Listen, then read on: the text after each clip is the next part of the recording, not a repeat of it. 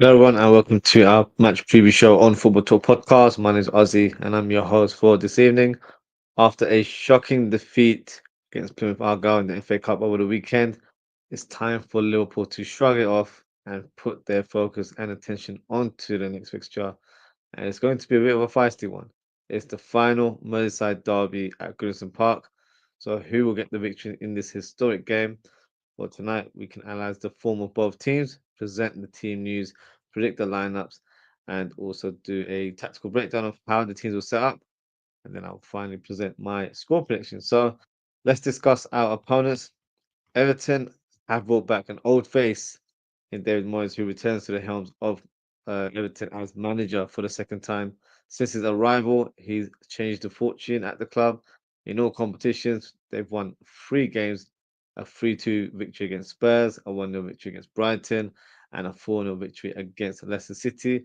But they've also suffered two defeats in the hands of Aston Villa, which ended 1-0, and also 2-0 against Bournemouth, which was the FA Cup fourth round fixture over the weekend. So both teams are stepping into this fixture after being knocked out of the FA Cup. But the Everton players look like they've got a new lease of life, and I believe we're facing a different team that we probably would have faced a few months ago under Sean Dyche, where I feel like they were quite robotic and predictable.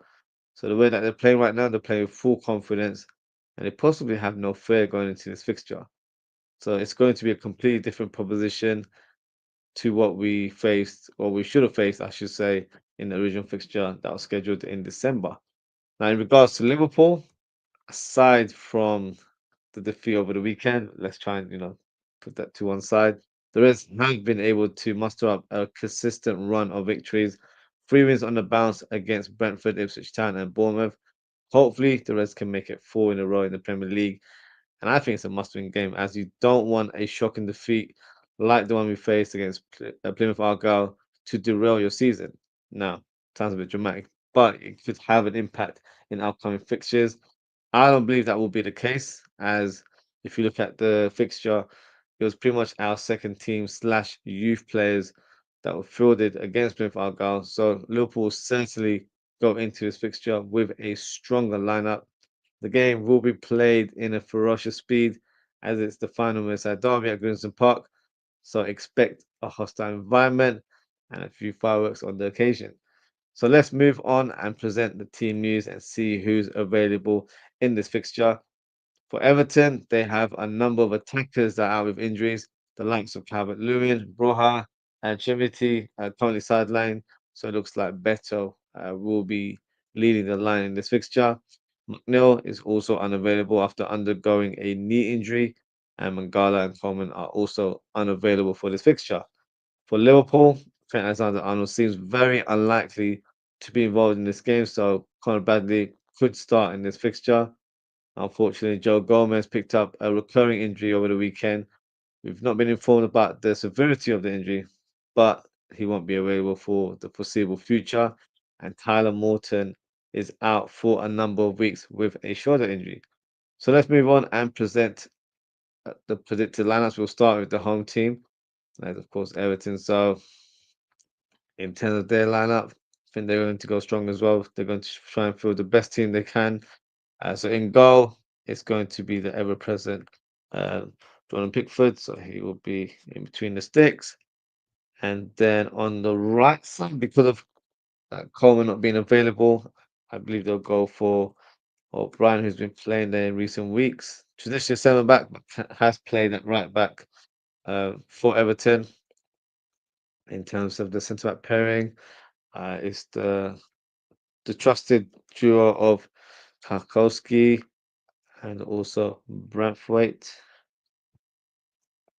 And left back, Ashley Young did play over the weekend, but I think Mikolenko will start in this one.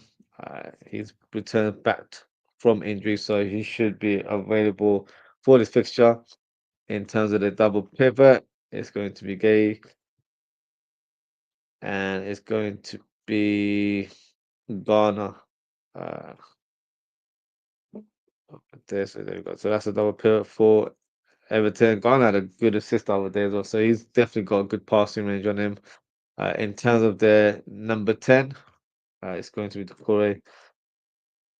Not really the trademark number 10, but he's, I think, used there mainly because of his physique, his ball carrying ability, and has a good shot on him as well. So he has more of a freedom to roam around and have an impact on the opposition. In terms of their wing positions, you've got Lindstrom that played over the weekend, so he could be in contention to play on the right wing.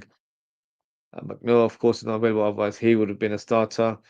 I actually think Harrison will start on the right wing, so I'm going to go for the former Leeds winger to start in this fixture. And I'm going to go for the probably most informed player at the minute, and that is Ndai. If I could spell it name correctly. There you go. So he will start on the left side. And up top would have been Calvert Lewin. But unfortunately, he's out with an injury. So I'm going to go for Beto. He scored a couple of goals in recent weeks. So he's definitely a player that's been in form. So that is my predicted lineup for Everton. No huge surprises. Pretty much their strongest available um, selection of players. Now, in terms of their tactical approach, obviously, this is their traditional formation, playing a 4-2-3-1. But I can see them switching up a little bit. Obviously, that back four, I think, will remain. I don't see it ever changing, if I'm being honest. The only amendments will be on the midfield and possibly up top. So I can, I can see them playing a 4-5-1 at times. So it could be where the core actually drops deep and then, it ends up being like this, where they've got a midfield fire that's going to try and cut any sort of ties from Liverpool's attack and try to be disruptive as possible. Or if they wanted to go slightly adventurous, which they may do, I guess, in the latter stage if the deadlock hasn't been broken, playing these two up top, and they've got Doucouré in the middle alongside Game, which offers a good balance anyway. And then you've got Ghana, who will probably cut in a bit more. And then you've got Harrison, who will be down at byline, but he'll slightly cut in because he's left footed, so he'll try and whip it across. Or just to be a step further, they can even play in this manner where Harrison's a bit more direct, can do whipping crosses with his left foot, and then you've got Garner uh, playing with a bit more of a better balance, being a right-footed player. So this could be another way that they could set up. I think if they were really going for it, I would expect this to happen in the final 10 minutes, not at a large duration of the game. That's pretty much them throwing the kitchen sink. In terms of possible players that could come on, they've got quite a few injuries. So otherwise, I think Broha would have been a good player to bring on. He would have been a good option. Lindstrom has picked up some form in recent weeks, so he's a player that can play on the right, on the left, or as a number 10. Traditionally, a number 10. So if they wanted a creative spark, I think he's definitely a player that could have an impact on the game. You've also got, who else do we have? They've got don't have too many players, unfortunately. They've got quite a few injuries. They've got Alcaraz is a midfielder that they've signed, so it'll be interesting to see if he's involved in this game. 22-year-old Argentinian midfielder. So I haven't seen much of him, but it'll be interesting to see how he does. I feel like I remember him from Southampton. Let me quickly see if that is the club that he played for. Yeah, I remember having him sort of like a mohawk sort of haircut. Yeah, he did. So that is the player. So he's actually not a bad player. He's quite tenacious, has a decent shot on him. So if he was to be brought on, he can definitely have an impact. I think he'll be perfectly suited for this kind of game where it's hostile. There's going to be a lot of physical battles in the middle of the park. So he could be someone that can come in and be a little bit disruptive from a physical point of view.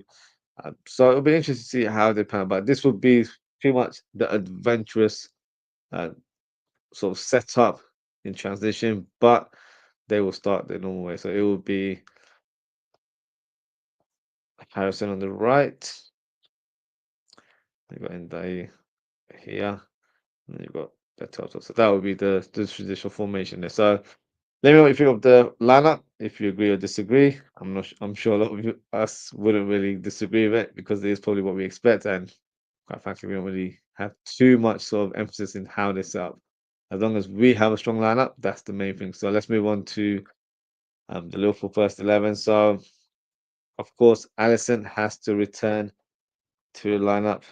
Uh, Unfortunately, Trent very unlikely to start or be available for this fixture. Armstrong confirmed in the press conference earlier today that he has participated in light training, but not full training. So I don't think he'll be rushed for this fixture. So I think Conor Bradley will start in this fixture as he wasn't involved in the previous game against Plymouth Argyle. So he was rested on the basis that he's expected to start in this fixture. Kanate is the same, was on the same boat as well, so he will return to the lineup alongside Van Dijk, who of course was rested in the FA Cup tie. And at left back, Simicast didn't have the best of games, and Robertson was involved, so you expect the fullback with crusher legs to participate. So that will be Robertson, and in the middle of the park, we'll have the return of Gravenberch and McAllister. And let's start if I can spell today. And then at number 10, it has to be Szoboszlai. I was very disappointed with Harvey Elliott's um, performance over the weekend against Plymouth Argyle. Very lackluster. To be fair, even if he had a great game, he'd probably not start in this fixture. But I'd be a bit more concerned about even having him on the bench. That's how bad he was for me. So nonetheless, Szoboszlai starts in this fixture. Mohamed Salah on the right hand side, and this is the one that is going to be tricky. To be fair, I don't think the left wing position is tricky. I'm going for Cody Gakpo. He'll return to the lineup. Now, the final position is between Diaz, Jota, and Darwin Núñez. Now, for me, Jota still doesn't look like he's fully fit, and I would not be overly confident if he's starting in this game, if I'm being honest. I just don't feel like he's had a great impact since his return to first team football. Diaz was poor against Plymouth Argyle, so I'm just going on base of his recent performance. So, if I'm being brutally honest, I expect Darwin Núñez to start in this fixture on the basis that he didn't start against Plymouth Argyle. He came off for about 20, 30 minutes. So, with that in mind, he'll probably be the fresher out of the three. And quite frankly, Diaz and Jota for me did not deliver in that fixture. So, I would go for Darwin Núñez in the lineup. So feel free to let me know what you guys think. Is this the lineup that you would go for, or do you make some alterations? Feel free to drop a comment and let me know. In terms of my score prediction, I am going to go for Liverpool win. No huge surprises there, but I do think it's going to be a cagey affair. It's not going to be a game where it's going to be full of goals, in my opinion. It's going to start a bit intense where you know both teams trying to sort of suss each other out, and then you'll get, I think, Everton playing very defensively. If I'm being honest, I think they're going to apply the low block a little bit. Um, not a little bit, probably for majority of the game. So it's going to be a very difficult game to break down this defense. And defensively, that Tarkovsky and Branthwaite are a good pairing. So we need to just make sure we can sort of exploit them in different forms. It doesn't have to be, you know, direct football where hitting balls in the air. Um, it could be done through the byline where you are stretching the team with your wide players. So Salah and Gakpo, for me, I would like them to play a bit more out wide rather than inside forwards, and have Darwin Núñez being more of a focal point rather than being a player that drops deep, because he can do that to an extent. But in this game, I would like him to be up against the two centre backs and try and be a bit of a menace and cause havoc rather than trying to do a role where I don't feel like it's natural to him in terms of being like a false nine or a player that drops deep to collect the ball. That's not really his natural game. So I'd rather he just cause chaos and pretty much play on the shoulder if required, and have Szoboszlai being more involved in the pressing and um, playing as a second striker more than a midfielder. Obviously, also may completely disagree and have his own way of doing it, but that's how I would go about playing against Everton. But in this fixture, I'm going to go for a Liverpool win, and I'm predicting a 2-1 result. Now, in terms of the goal scorers, I'm going for Mohamed Salah and Cody Gakpo to score for Liverpool. And I think Ndai will score a consolation goal late in the second half. So that is my score prediction, and that is also the end of my match preview. Just going to go through a few of the comments, and then we can close the show. Daz, big up Daz, always says big up Ozzie, big up yourself, Daz. So this is Daz's lineup. So he's gone for Ali, Bradley, Ibu, Van Dijk, Robbo, Ryan, McAllister, Dominic Szoboszlai, Mohamed Salah. He's gone for Jota and Diaz. So the only alteration would be Jota in terms of my lineup there. And actually, hold on, and Diaz. So he's not gone for Gakpo. So that's a surprise for me. Personally, I don't think Diaz and Jota deserve to start based on their performance. And Gakpo and Nunes are probably the two fresher players, in my opinion. But let's see what Arne Slot decides to pick. Who would your bench be, Ozzy? So the two players that you have in your lineup, they'll be on my bench. So Jota, Diaz, Chiesa. I might not even select Harvey Elliott in this fixture. Curtis Jones. That's for Endo. Bradley. We don't really have another centre back, do we? So well, obviously Kelleher, and then one more. It might have to be Harvey Elliott, unfortunately. Morton's out as well, so he's not available. Maybe McConnell. I'd probably put McConnell in there instead of Harvey Elliott, just because McConnell can cover right back like he did against Plymouth Argyle and can play midfield. So if he's needed, then we can kind of just do that. And obviously, Endo would cover that centre back position as well. So I'd go for McConnell on the bench. So that would be my substitute bench, Jay. But yeah, I don't think Harvey Elliott will get in there. That's my opinion. And Daz's final comment is 1-2 to the Reds, goals from Beto and 2 from Mohamed Salah. So we've gone for the same scorelines, different scorers. So let's see how the game pans out. So that is it for today, guys. Thank you so much for tuning in. Thanks to Daz for your comment. Appreciate your engagement as always, guys. If you haven't already, please don't forget to like, comment, share, and subscribe to the channel. Now, in terms of upcoming content, I will be doing a live watch along for this fixture tomorrow evening. The game is it 8 o'clock or 7:30? Let me just double check. I believe it's an 8 o'clock fixture. Yes. Oh, it's a 7:30 fixture. So I'll be live from 7:25. We can go through the lineup together before the game begins. And yeah, feel free to get involved in the chat.